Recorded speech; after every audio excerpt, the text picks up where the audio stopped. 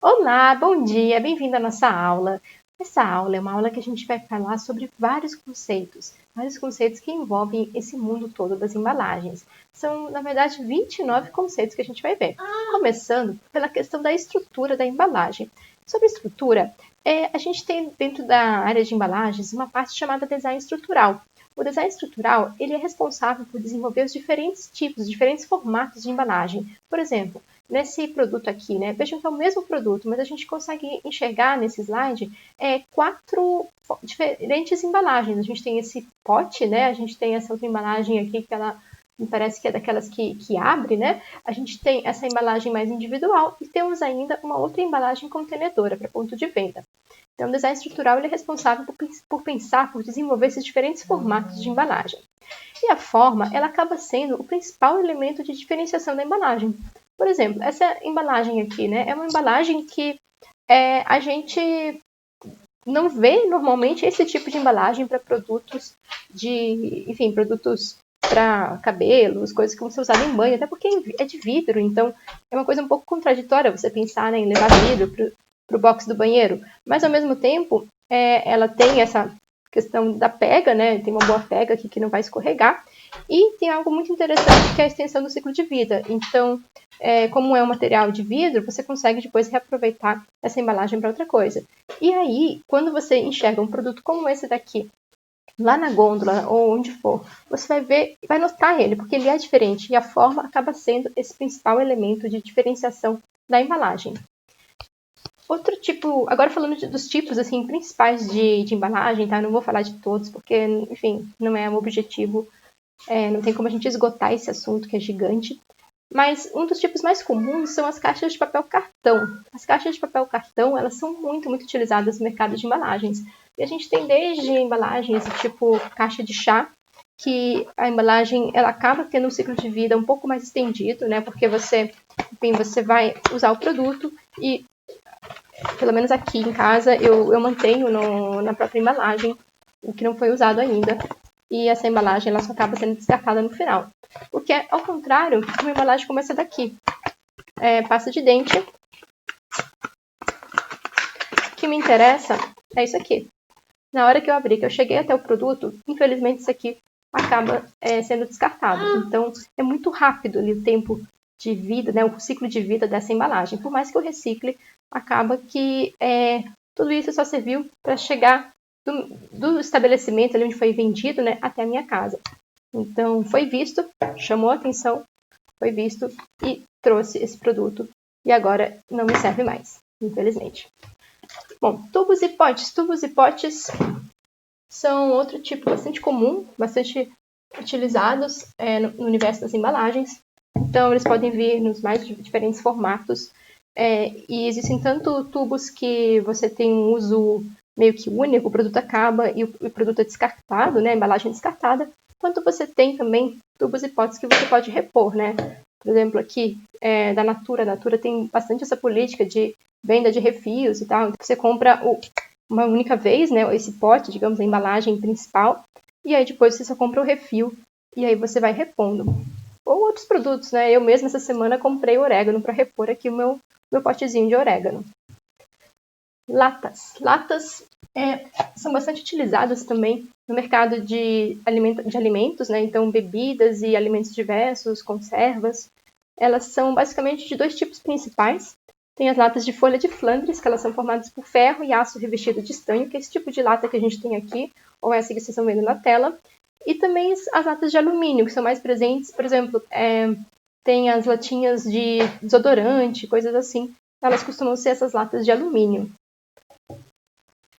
Blister. Blister é um tipo de embalagem que ela é formada por uma tampa plástica que é colada em uma folha de papel cartão. O que acontece? Eu consigo ter uma boa visualização do produto, então ele tá, né, eu vejo toda a parte frontal, superior, inferior e as laterais do produto, ao mesmo tempo que esse produto está sendo protegido, então eu não tenho contato ali com ele. Lá na gôndola não está entrando poeira, não está arranhando, não tem nenhum tipo de dano ao produto.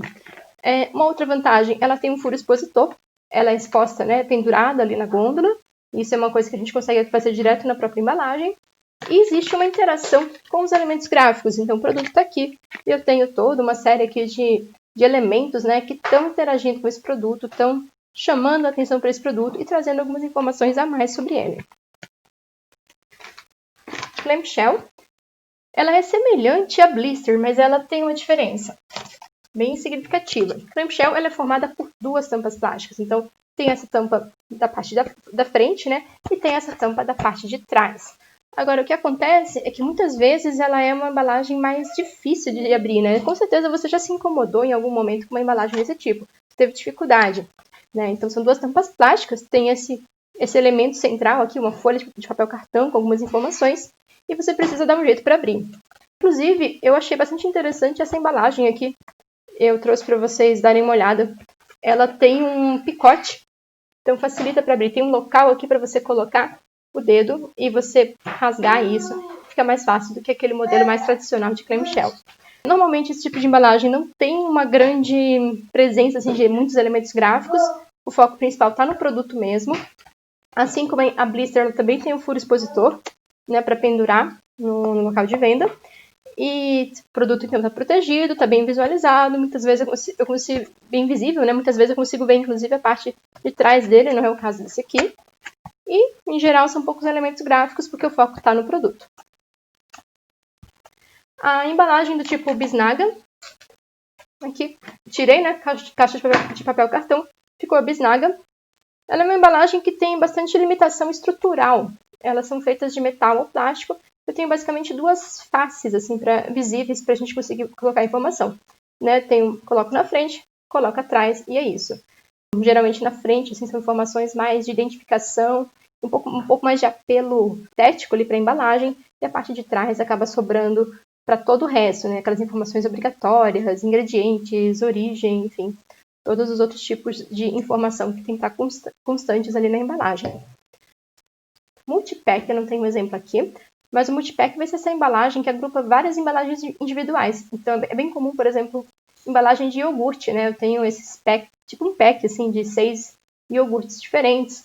Tem também multipack de leite fermentado, enfim. Tem alguns tipos de produtos alimentícios, geralmente, que trabalham com multipack. Cerveja também, bebidas de modo geral, às vezes tem esse formato. Embalagem de ponto de venda são embalagens contenedoras ou expositoras, em que vem essa caixa maior, você abre, né, essa caixa e você tem ali acesso às embalagens individuais, a embalagem que vai ser vendida realmente ao consumidor. Ela é utilizada, então, como expositor lá no ponto de venda. Ela dificilmente, você como usuário final, ali como consumidor final, vai chegar realmente a usar essa embalagem. Temos aí, agora já falando um pouco sobre a construção da embalagem, embalagens com janelas de visualização. Por exemplo, essa daqui, ó. Essa aqui é uma janela de visualização em que eu consigo, como o nome diz, visualizar o produto. Essa daqui ela é feita diretamente aqui no próprio material, né? Não foi feito um corte. Mas existem algumas embalagens com janela de visualização em que eu tenho aqui realmente uma janela, um corte na embalagem, que eu consigo observar o produto, não consigo retirar, mas consigo observar. Não é uma coisa que vai encarecer um processo produtivo praticamente, né? É só um corte a mais. Mas é algo que você não vai poder usar para qualquer tipo de produto. Por exemplo, esse daqui eu consigo fazer com a ausência da impressão nesse local, né? Agora eu não conseguiria fazer algo assim, porque o produto obviamente ia cair, ia sujar o alimento. Então, a janela de visualização ela serve para alguns produtos, para outros nem tanto, e tem que ser bem pensada como é que vai fazer. Bom, agora falando alguns conceitos importantes para esse universo de embalagens. Primeiro, valores. Valores têm a ver com uma estratégia maior, né, de marca. Muito mais do que satisfazer necessariamente as necessidades básicas do consumidor que quer ingerir aquele alimento, muitas marcas já estão se propondo a satisfazer emocionalmente aquele consumidor. Por exemplo, eu tenho aqui essa embalagem de leite. Não tem nada demais, parece, né? Mas se você for dar uma olhadinha aqui, olha o que aparece. É uma cooperativa de produtores, né, de famílias que produzem esse leite. E você comprar sabendo que você está ajudando essa família, essa cooperativa, pode ser mais interessante emocionalmente do que você pensar apenas que você está consumindo leite. Algumas marcas exploram um pouco mais isso, outras exploram menos. Eu não encontrei muitos exemplos em embalagem, encontrei esse exemplo, né? Mas em questão de estratégia de marketing, é mais comum a gente perceber essa questão dos valores. Bom, metáforas. Metáforas também é outro tipo de conceito que pode ser aplicado à embalagem, em que você tenta trazer uma ideia, tenta expressar uma ideia a partir de uma outra ideia. Por exemplo, bem comum, papel higiênico acaba trazendo, né, um coelhinho, uma coisa assim, para dar a ideia de que o produto é macio. Eu tenho um coelho, o coelho é bem macio, né? Bem mais do que um papel higiênico, mas a ideia então é reforçar um conceito que aquele produto, aquela marca vai ter, vai tentar passar. E ainda, todos esses conceitos, tudo isso que a gente está conversando, tem que ser aplicado, né, quando a gente tem uma linha de produtos. Então, uma linha de produtos são produtos que vão preservar características da marca ou daquele, né, alguns pontos comuns. Então, por exemplo, eu tenho aqui o mesmo formato de garrafa, eu tenho o mesmo formato de rótulo, que varia é a ilustração e, obviamente, o texto também identificando que tipo de produto que é esse. Agora, falando um pouco mais sobre a questão gráfica, sobre a questão dos elementos. Os elementos gráficos, eles são responsáveis por criar uma ligação emocional com o consumidor. Por exemplo, não sei se você lembra, se você procurou na época, mas a Coca-Cola fez, uns anos atrás, essa campanha em que tinham os nomes das pessoas nas latinhas. Particularmente, eu não tomo refrigerante, mas se eu tomasse, eu com certeza ia procurar meu nome. As pessoas procuravam, né? Chegavam no mercado e ficavam olhando, assim, procurando o seu nome. Você chegou a procurar? Você chegou a fazer isso? Encontrou sua latinha? Comenta aí. O rótulo, ele é esse elemento, né, que vai ser afixado, então, na embalagem. Ele vai conter esses vários elementos visuais, essas várias informações. Ele sempre tem que levar em consideração os produtos concorrentes. Porque, por exemplo, se eu tiver lá no mercado, todos os produtos, todos os temperinhos, todos os oréganos são verdes. Se eu, de repente, fizer o meu orégano de uma outra cor, um amarelo, sei lá, aí teria que estudar, né? Mas você pode conseguir um destaque na categoria. Ou, às vezes, você pode causar até um estranhamento. Então, é muito importante você levar em consideração os produtos concorrentes. Uma coisa que acontece nos rótulos é que, muitas vezes, a gente consegue perceber que no canto direito, aqui embaixo, né, a gente tem algumas informações agrupadas. Isso porque aqui, pelo menos na nossa cultura, a gente tem essa leitura, né, que começa na parte superior e vai indo para a direita e vai descendo. Então, a gente termina a leitura por aqui. Eu termino entendendo que esse produto é feito, né, dessa frutinha, tem esse peso aqui e é um produto orgânico. Se eu subir um pouco mais, eu sei o que é o produto. Então, o rótulo pode pensar também nessas questões. Outra coisa muito importante é pensar na diagramação. A diagramação é a maneira que a gente vai distribuir os vários elementos visuais através de unidades significativas de informação. Isso vai depender da hierarquia, assim, dessas informações. Por exemplo, aqui eu tenho, né, a marca do produto, eu tenho alguma identificação dele, eu tenho alguns blocos de informações que eu consigo entender essa hierarquia a partir do tamanho da fonte e eu consigo entender o que faz parte do que a partir dos agrupamentos. Então, tudo isso é importante, assim, para a gente conseguir entender o que deve ser lido na embalagem. Eu consigo ler, então, a marca, eu consigo ver nesse grande bloco aqui que eu tenho informações principais, e eu consigo ver aqui que nesse outro bloco menor eu tenho algumas informações também que devem ser lidas em conjunto. Cor. A cor, ela vai ser o principal elemento de comunicação entre a embalagem e o cliente. Eu gosto muito desse exemplo da embalagem do Nescau, porque o Nescau sempre traz essa ideia de energia, né, de força, de movimento. Isso a gente consegue ver tanto na parte estrutural dele, na forma, que tem essa forma que rotaciona assim, no próprio eixo, quanto a questão da cor e os vários elementos gráficos, né, a fonte, o raio, enfim. Essa cor, então, ela pode influenciar bastante a percepção do usuário, né? Questões assim como o tamanho do produto, qualidade, valor, sabor, tudo isso pode estar atrelado a essa ideia de cor. Por isso é bem importante estudar a teoria de cores para poder fazer e aplicar a escolha correta de cores para o seu produto, para a sua embalagem. Bom, fontes de tipografia, elas vão transmitir uma personalidade específica, elas devem ser sempre bastante legíveis, então não adianta eu querer fazer uma coisa... Aqui, ó. É muito pequenininho, né? Não é para ser lido, no fundo. Isso aqui está aqui para constar. Mas saber que serve para, sei lá, tem para saúde, é total aqui, ó, para saúde bucal completa. Esse aqui tem que ser lido. Agora, isso daqui já não importa muito. Então, a fonte tem que ser legível, tem que conseguir ler, tá? E ela deve considerar, então, a hierarquia das informações. O que deve ser lido antes vai estar maior, vai estar em destaque maior também em termos dessa escolha da tipografia. É uma coisa importante, os textos eles não devem ser quebrados por emendas ou dobras. Por exemplo, eu tenho aqui essa embalagem, eu não posso ter um texto começando aqui e acabando aqui. Ele tem que estar contínuo nessa mesma face, tá?